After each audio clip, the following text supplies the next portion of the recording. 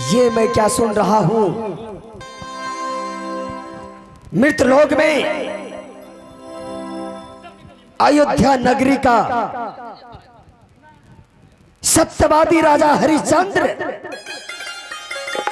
99 यज्ञ कर चुका है और ये लास्ट यज्ञ कर रहा है। अगर अश्वेक यज्ञ ये कर लेगा तो इसका 100 यज्ञ पूरा हो जाएगा। महाराज महाराज इंद्र की, महाराज इंद्र की, महाराज इंद्र की।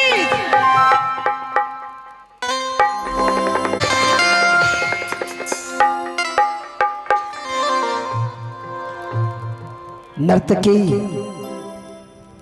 उर्वशी, रंभा,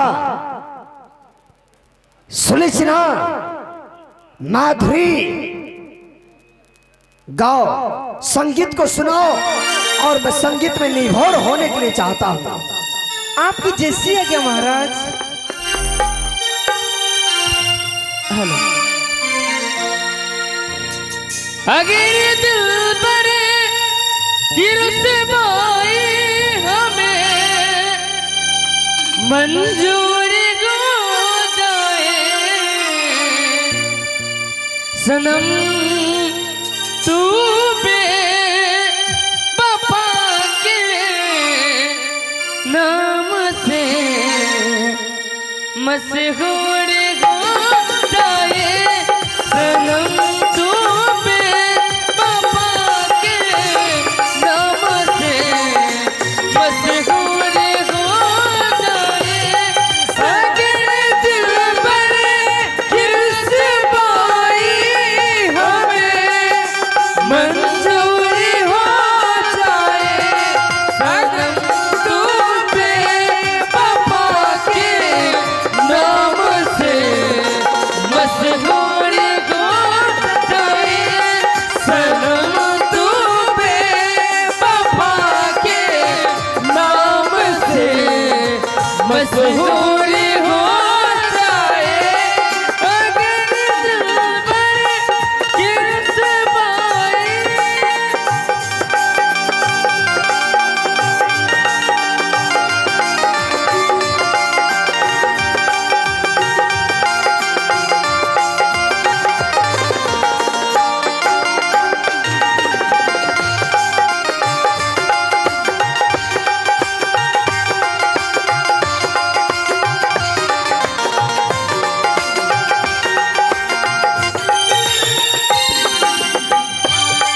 हमें फुर्सत नहीं मिलती, हमें फुर्सत नहीं मिलती, कभी आंसू बहाने से। क्या बात है? कहीं गम पास आ जाके, कहीं गम पास आ जाके, तेरे एक दूर जाने से, तेरे एक दूर जाने से,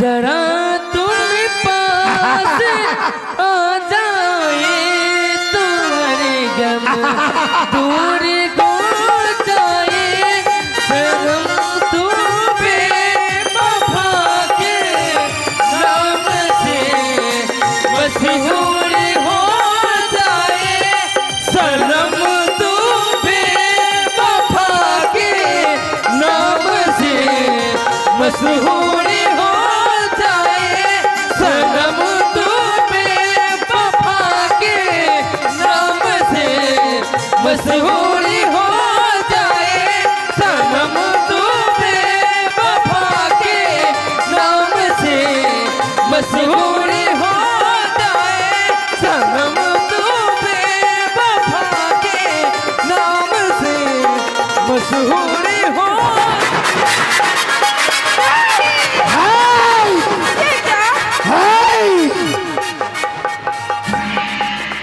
बताओ तुम लोग परियां इतने दिन से मेरे गले में फूलों के हार पहनाती थी, हाँ महाराज। नाचती थी, गाती थी, बहुत सुंदर लगता था। संगीत में मैं लिंग हो जाता था। लेकिन आज तुम परियों का क्या हो गया है?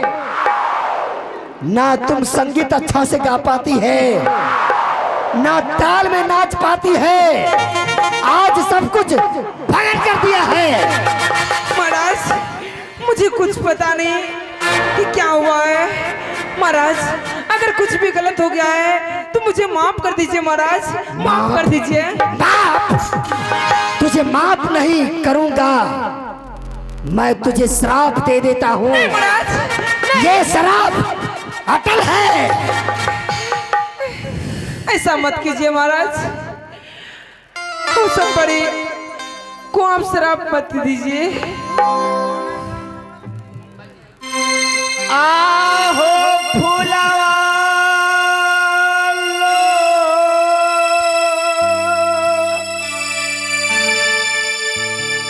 लोरिए हो लोरी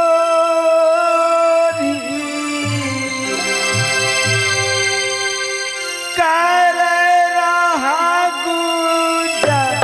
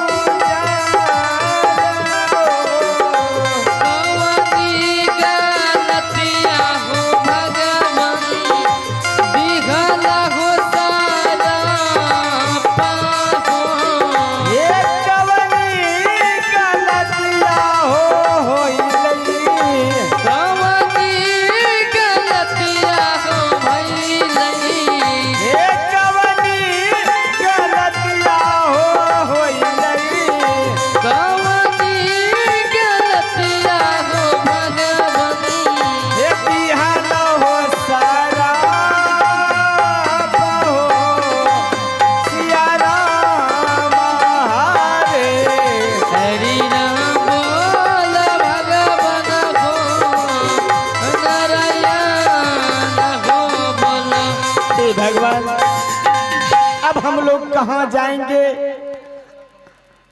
इस शराब से मुक्ति कैसे होंगे प्रभु?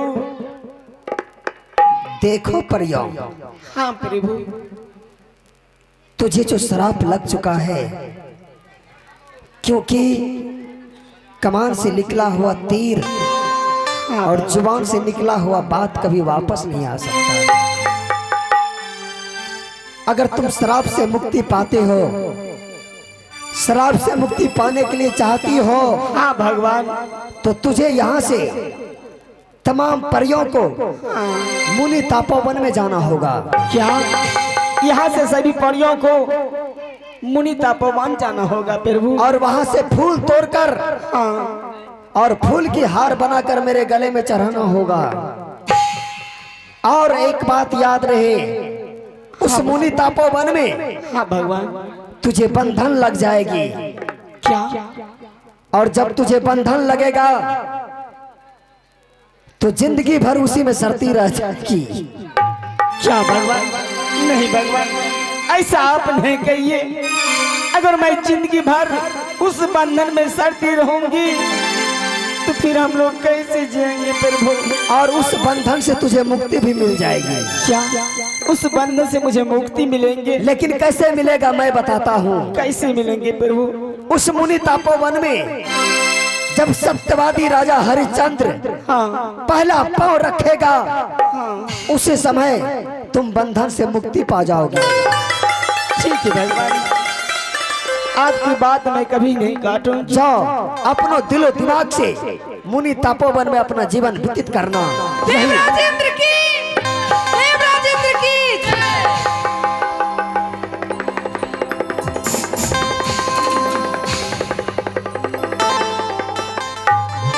हे सखी, आज हम लोग को यहाँ से हम लोग को जाना होगा मुनीता भवन। चलो हम लोग चलते हैं मुनीता भवन। ठीक है बहन, यहाँ से चलो मुनीता भवन। चलो बहन।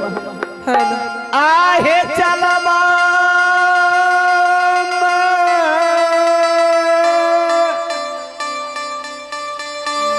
चला है सखी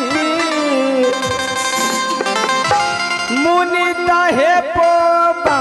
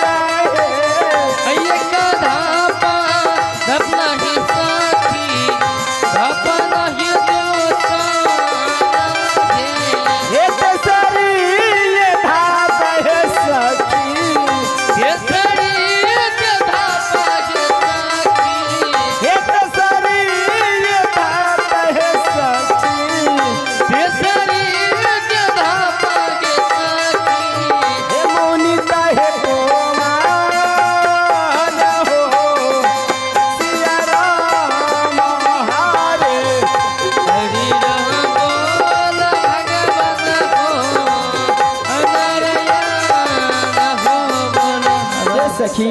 हाँ। यही मुनीता भवन है। हाँ। और यही फुलवारी है।